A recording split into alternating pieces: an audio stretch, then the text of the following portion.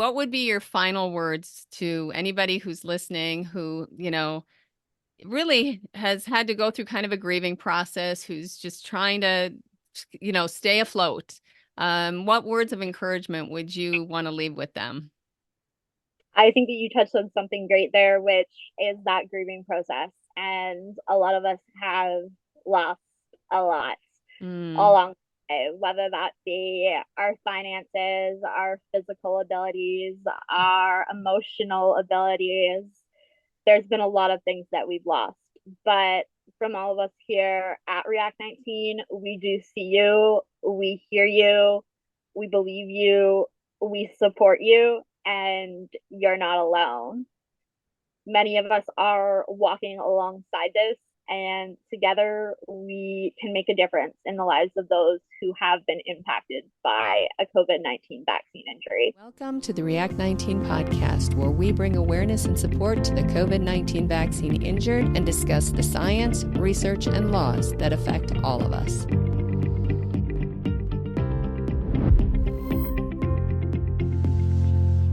Hi, everyone. I'm Ann Forty with the React 19 podcast, and we're so glad that you've joined us today for our first episode. Now, many of you may be regular listeners of the Dearly Discarded podcast, which Jared Sinclair has been doing over the last several years along with React 19. Jared has done an exceptional job in interviewing the vaccine injured and really in giving us a glimpse of the angst and hardship that the injured have faced. If you're not familiar with these interviews, I'll put a link in the show notes and would encourage you to watch them and to please share them out. Now, going forward with the React 19 podcast, we will continue to interview the vaccine injured because it's important that they be continually heard.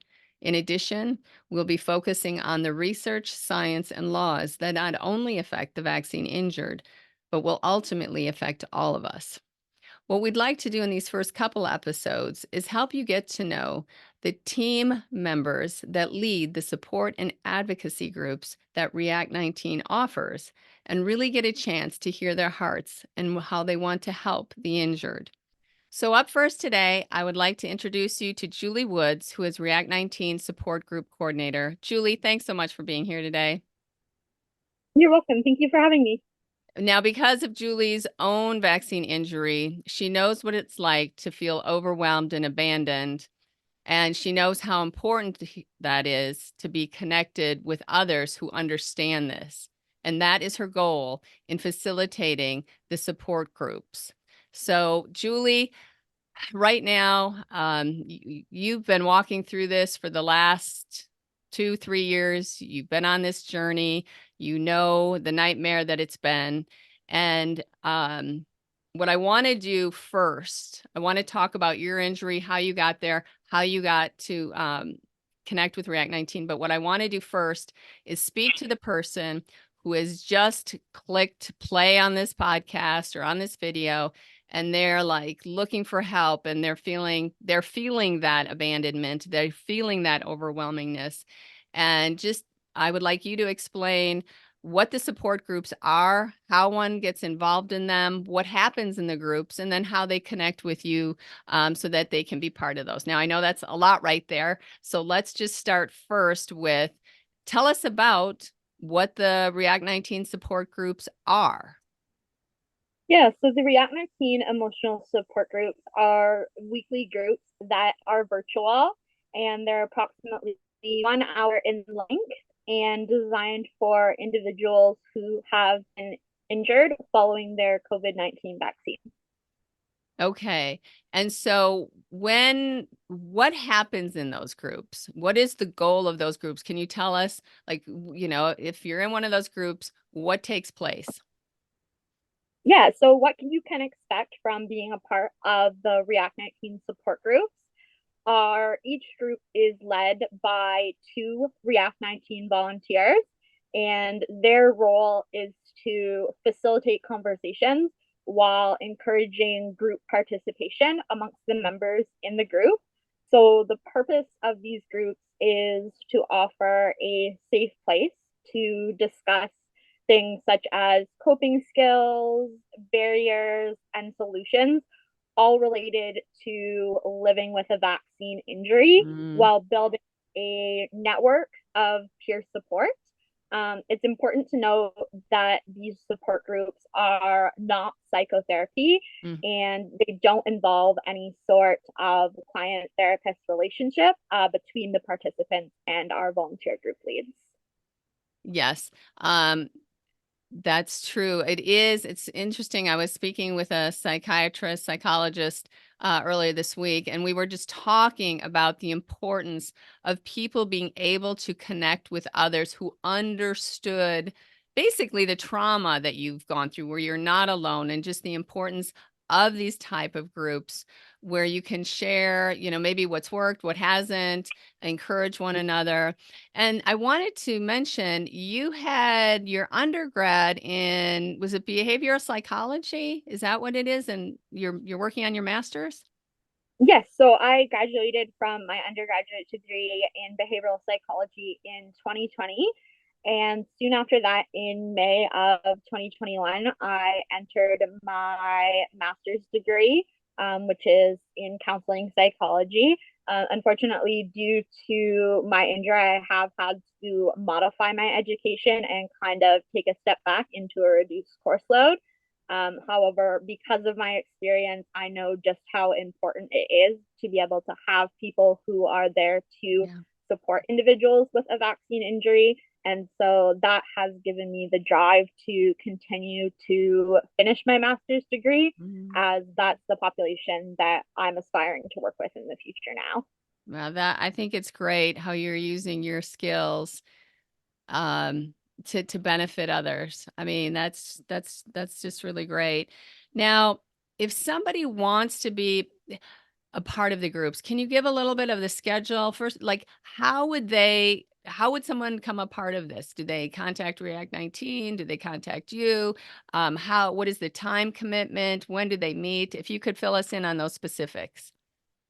Yeah, absolutely. So, as a participant, your first step is actually to reach out and email me at julie.woods at react19.org And I'll to put express. that in the show notes too. I'll put that all in the show notes. Perfect. And so your first step is to express that interest to me through email. And then everybody who reaches out will be put on a wait list. So our next set of groups is starting up in mid-April. And at this point, I'm going to reach out again with a survey for everybody so that they can indicate their preferred contact method as well as which dates and times work for them. So the dates and times do depend on the availability of our group Oh, leads. So they will be different every offering. But I will add that should none of those times work for you, I will ask what times work best in hopes that in the next group offering, we're able to find some group leads who do meet that time so that everybody is able to access those services. Once we've kind of got everybody's information and we've got our groups full, I'll reach out to let you know which date you've been accepted to. And at that point, I will send a copy of our support group waiver that needs to be signed prior to participation. And from there, on the day of your group, you will receive a link to join your Microsoft Teams meeting, which are about 1 hour in length for a total of 8 weeks right now at this point.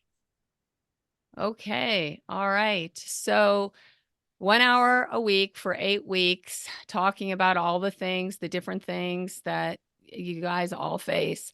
Excuse me. And do you lead those meetings or, do you lead every meeting or are there other facilitators? Yeah, so right now it is myself working together with one of the social work advocates who are helping to run the next three groups that are going to be offered. And then after those set of groups, we are hoping to get more people on board who are interested in becoming group leads. So if you're listening to this podcast right now from React 19 and you're somebody who is interested in helping us to facilitate those Mhm. groups, then please feel free to reach out to me. And that way we can have more groups that are reaching a wider variety of people to help. Wow, that's great. That's great. Um, so after the 8 weeks, can somebody join another 8 week session or, how does that work? Or do you find that people just kind of start congregating or, messaging each other? What happens after that 8 weeks Yeah, that's typically? a good question. So the goal of our groups is to build peer support. And so throughout the 8 weeks, you will have the co-leads from React19 who are helping to kind of build the relationships between the members in the group. So there's about 8 to 10 people in one group. And towards the end of the group, our goal is to kind of fade out the support of the leads so that the participants are providing peer support amongst each other and can continue that peer support past our group. So, for example, I actually started out as a participant of one of these groups, and that's how I came to become involved with React 19, and becoming a participant of the pilot group allowed me to meet a great group of about 8 to 10 people. We've got a Facebook Messenger group chat, Mm. and we have plans to continue meeting after the next 8 week cycle that we are finishing up now. Wow, that's great. Okay, well, this might be a good time to let's kind of get your backstory on how you got to React 19. So if we could go back in time and say, when did you become injured? What, led you to get the vaccine? And then, yes, what led you to React? How did you find React 19? Yeah, so I actually found React 19 on Facebook. Okay. And I found them because after I experienced my own injury, I knew that I needed help, but I wasn't kind of sure what help it was that I needed. So I had been working with a number of mental health Mm. therapists because a lot of us experience things like anxiety, depression, post traumatic stress as a result of these injuries. Yeah. And although I did have the support from them and I had a great support system from my family and my friends, the one thing that I felt was missing was somebody who was like me and somebody Wow. who understood what it was like to be that. Exactly. So that's kind of what I was looking for when I found React 19 and I found those pilot groups. Well, and what year was that? I mean, how long ago was this? Like a year ago, 2 years ago? How long ago was this? So this was actually in 2023, by the time, probably mid 2023, that I found out about React 19. But it was about a year and a half period from my own vaccine injury to Wow, the point I found them and became involved. that's a long time to go it alone. I mean, that's so okay. So again, let's go back to you were injured in 2021, you said? Yeah, so in 2021, I made the decision to get the vaccines because I had a lot of people in my life, including myself, who were of higher risk, and Mm, I wanted to be able to support and protect those individuals. So, like many of you out there listening mhm. today, I made the best decision that I could Yeah. with the information that I was given at the time, not knowing that it would be one that would change my life forever. Yeah. And so what happened? You took the vaccine and what happened? When So did you after become injured? Yeah, so after my first dose, everything was fine.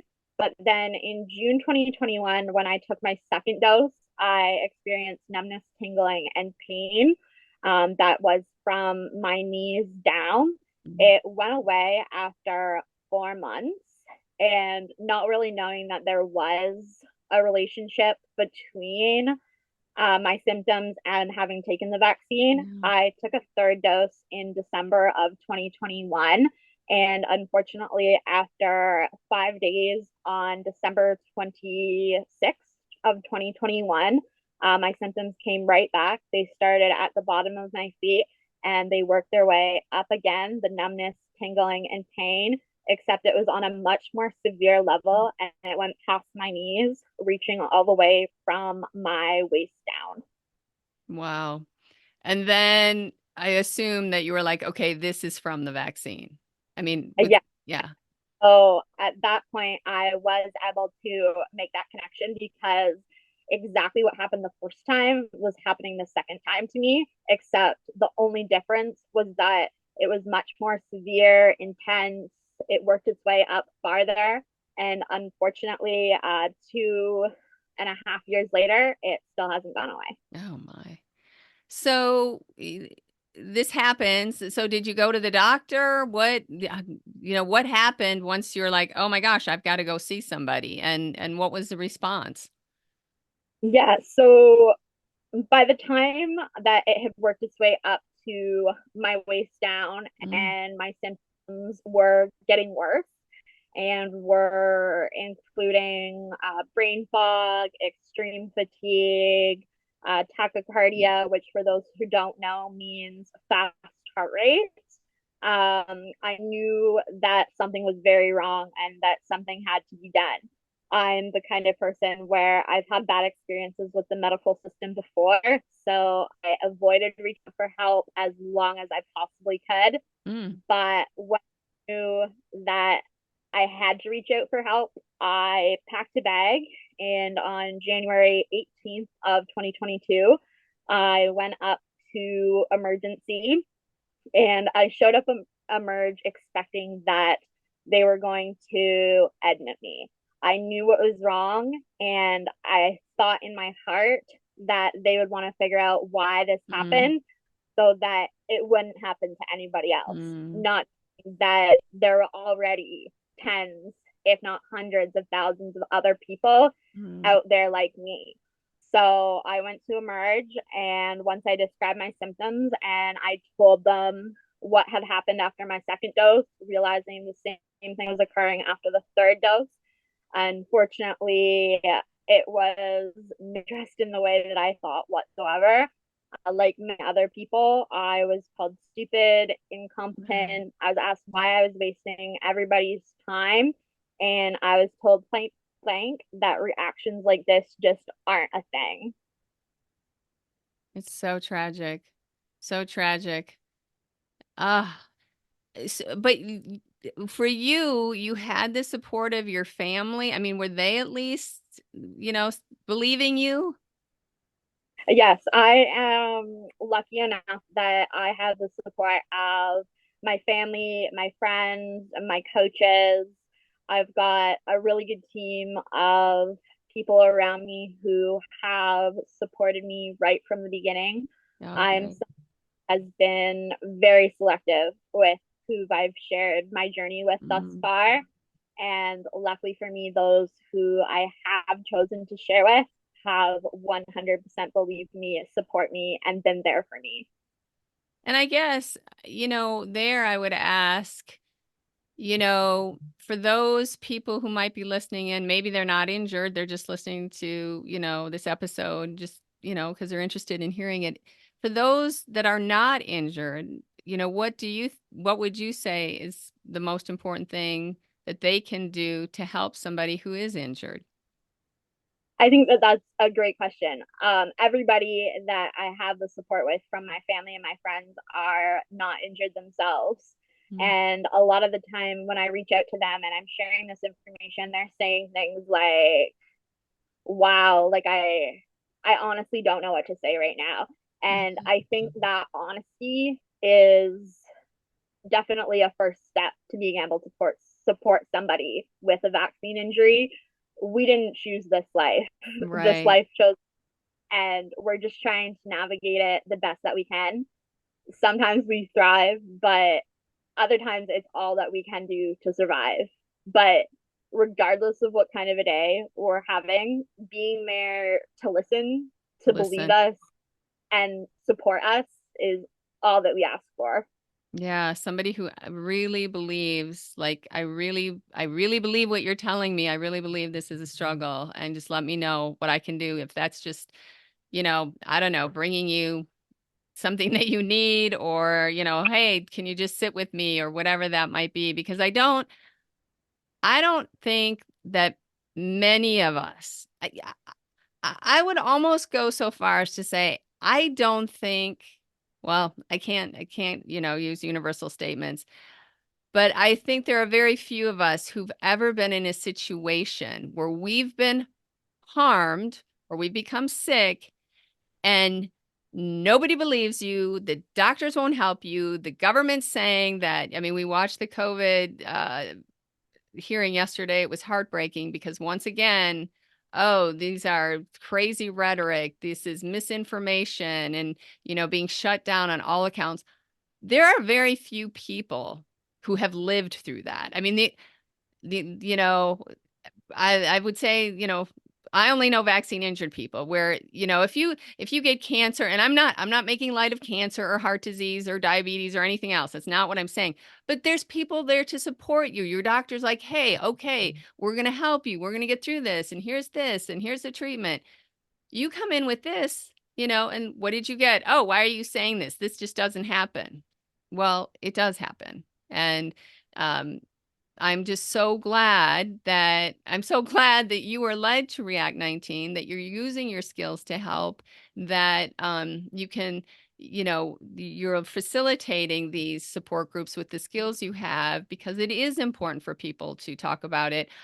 Somebody I'm going to be interviewing from React 19, Jack, who runs the PSET program, Prayers and Spiritual Encouragement Team, for another way for people to get encouragement. Oh, hey, I'm looking for prayer. I just need some encouragement here. A little different from what you're doing, but again, that support. And so that's really important. So I guess I would ask you too, like, has there been any positive to what you've walked through? Have you learned anything like, wow, I never realized this before. This is actually something positive that's come out of it. It might be hard, but just wondering if that's happened. No, absolutely. I would say from my own network of people, I've learned who is truly there for me, Mm, who is there to support me, and who is not going to leave my side no matter what. Whether that be my family, my friends, or mm, my coaches, they are there for me, and I know that they're going to continue to be there for me. Not only that, but I have also been connected to an amazing group of new individuals who mm, I wouldn't have otherwise met. yeah. And on top of that, I would say that the experience has helped to shape the path that I see my career unfolding in. Mm, Along the way, I have seen and faced the mental health impacts and the medical gaslighting of living with a vaccine injury. mm. And I know that I want to be somewhere who is there to be a part of the solution now. And that's something that it's a world that I never would have known had I not been injured myself. Yes, I was thinking that as you spoke, and I'm thinking of um how much breadth that gives you in being able to help so many more people in a way that you would not have otherwise known or, been able to empathize with. And I just think, I just in talking with you, I hear your heart and your, despite of the daily issues that you have and the daily struggles, I still feel this sense of wanting to give, wanting to help. And I just think that's so encouraging. And I did want to mention too that because you talked about your coaches, you were very active before this. You were a major volleyball player. Tell us a little about that. Yeah, so when I was in high school, I was a part of any sports team that you could imagine there. After high school, I continued on and I took part in my college volleyball team during my first semester. And after that, I continued to play recreationally. And so athletics has been a very, very big part Mm, of my favorite quote is, "It's more than just a game, it's a way of life." mm, And it really, really was for me. And after COVID all started and you couldn't do team sports, I continued kind of taking that physical activity into walking. So I was regularly able to go out for 3K walks. And unfortunately, since my injury, that's something that I haven't been able to do in the same way. And I don't know if I ever will be able to do it in the same way. However, I have been trying to find new ways that I can integrate that into my life. So, for example, I just finished my first season with my coach, coaching a group of grade 9, 10 girls in their first year to compete. Wow. So I am trying to make the best out of a situation and be able to carry on my passion by spreading it to other people in hopes that eventually I will get back the ability to do those things myself.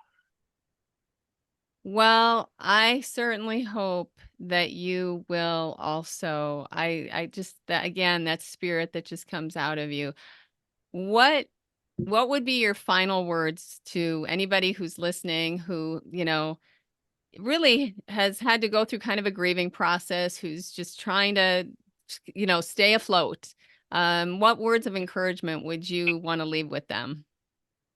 I think that you touched on something great there, which is that grieving process. And a lot of us have lost a lot Mm. along the way, whether that be our finances, our physical abilities, our emotional abilities. There's been a lot of things that we've lost. But from all of us here at React 19, we do see you, we hear you, we believe you, we support you, and you're not alone. Many of us are walking alongside this, and together we can make a difference in the lives of those who have been impacted by a COVID-19 vaccine injury. Wow, Julie. Well, I think that's a perfect place to end.